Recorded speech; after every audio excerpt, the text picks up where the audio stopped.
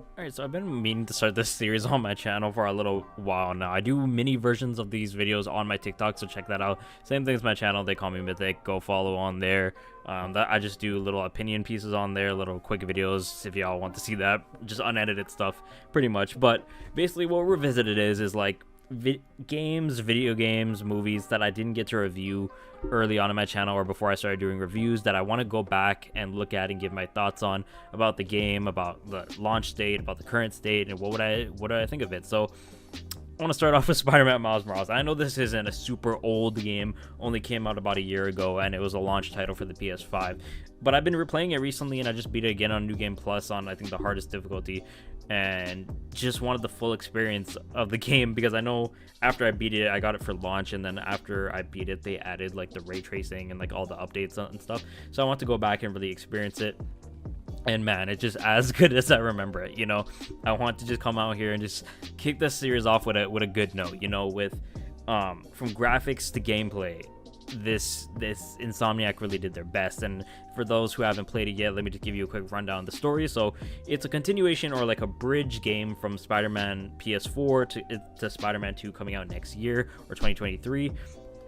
It's not really a full game as Insomniac told us. It was gonna be a shorter game, just like, again, like I said, a little bridge game. So it takes roughly about 12 to 15 hours to complete.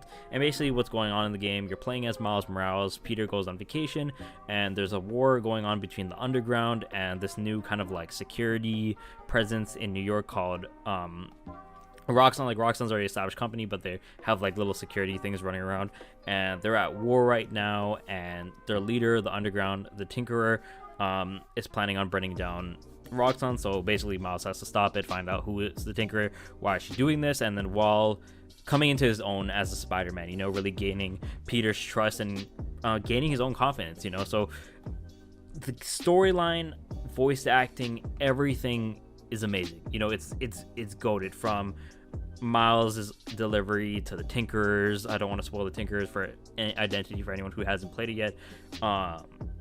To Krieger, who's like the boss of Roxxon, to like even the mini things, like you meet the Prowler in this game, Miles' uncle, Aaron Davis. He's amazing. The mom, Genki.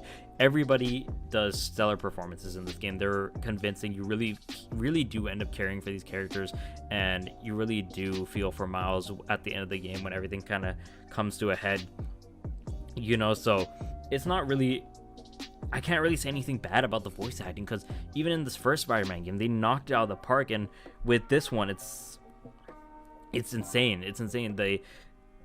You really do truly believe that some of these characters are in pain, some of these characters are misguided, going through things, and I really do enjoy that.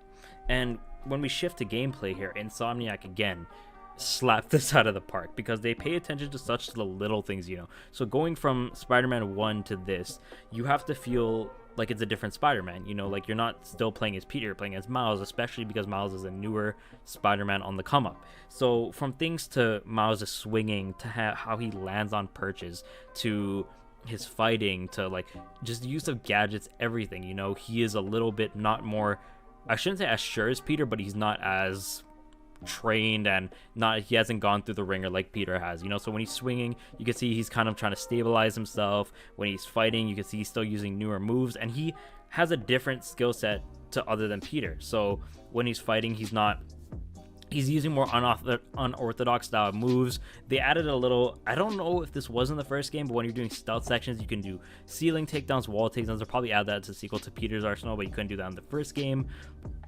Miles has two powers. Unlike Peter, he has invisibility and he has the Venom Punch. Those come in super handy, especially when you use it, if you use it in like with your gadgets. There's a gravity well that you can pull everyone together and then use the Venom Bite to explode everyone as they're all in a group. There's different orientations to the Venom powers too. You could do a Venom Dash, a Venom Strike. There's like a giant explosion you could do, so that adds another level to the gameplay and combat that you could really mix it up with. They're not just kind of like beat 'em up, web 'em up, you know. And Miles doesn't have all the gadgets that Peter does. He only has 4 gadgets to use of his own. So it does add that little difficulty to the gameplay, I noticed, because I'm so used to using Peter's like web mines or the zip webs or anything like that to tie them together. But Miles doesn't have that, so you got to use more the newer powers they give you, like the Venom Strike or the invisibility. It does make stealth kind of, now I wouldn't say easy, because when I'm in parts full of big groups of people and I go invisible, then I go up to the ceiling, then I can take out a bigger guy like that if I'm having trouble. But again, the gameplay is so fun. They put the detail in the smallest things, because they make you feel like you're actually playing as a different Spider-Man. You're not playing as Peter anymore, and I really do enjoy that. And that's why I've seen a couple people being worried for the upcoming sequel, like because they're both going to be in the game now, so you want it to feel like two different Spider-Man.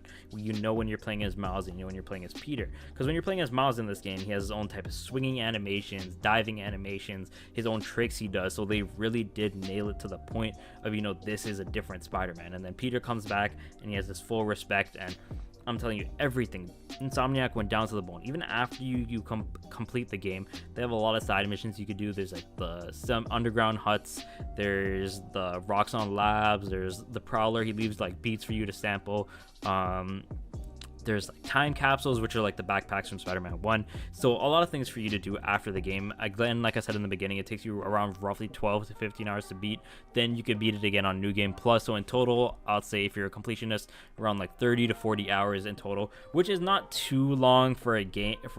But they did pitch it at the start that it was going to be like a bridge, so you can't be really too mad at that. But all in all, like, Miles Morales is one of the best games I think right now in the beginning years of PS5 or PlayStation 5. If you haven't picked it up yet, I suggest you do it. Pick up the edition 2 where you get the Spider-Man PS4 remastered too, because that's where it does well. The graphics in that are insane. The graphics in this game are insane. The ray tracing update really made that much of a difference. Even in the performance mode with 60 FPS, it looks beautiful. So I don't really have anything too bad, like negative, to say about this game, because the only thing I could really gripe on is the length of the game. And like, if they made that length and like lowered the price of the game about like $10 or $20, I wouldn't be too mad. But if I had to give it a score, I'd probably honestly give it a 9 out of 10. I don't see a lot to nitpick with this game, just only the length. But other than that, like, Insomniac gave people things to do. They had side quests, they had interesting villains. The villains in this game, aside from like Krieger, the leader of Rockstar, you got Rhino came back. I don't want to spoil anything else just in case. I was gonna say that, but I don't want to spoil that just in case people haven't played it. But they do have an interesting lineup of villains in this game, which I think is okay, which I really liked. But I don't know if people minded how they reused Rhino from the first game. I liked it because they gave Rhino an upgrade to his armor, so it was different than just kind of how Peter beat him in the first game. And there's 2 boss battles with Rhino in this game, so I like that. Like, I didn't expect a whole full-on like 50-hour story or long game like Spider-Man PS4 was. Expected a little mini, like I'd say more of a super DLC, and this is what it was. 9 out of 10. This is exactly what I was expecting. I really did enjoy this game, and I highly suggest you guys go and pick it up. This has been Miles Morales, and leave comments down below if you want me to do another game, a different game. I'm thinking about doing The Witcher 3, but I'm hearing they're doing a remaster this year, so I might just pull something out of nowhere, revisit that, might revisit Assassin's Creed.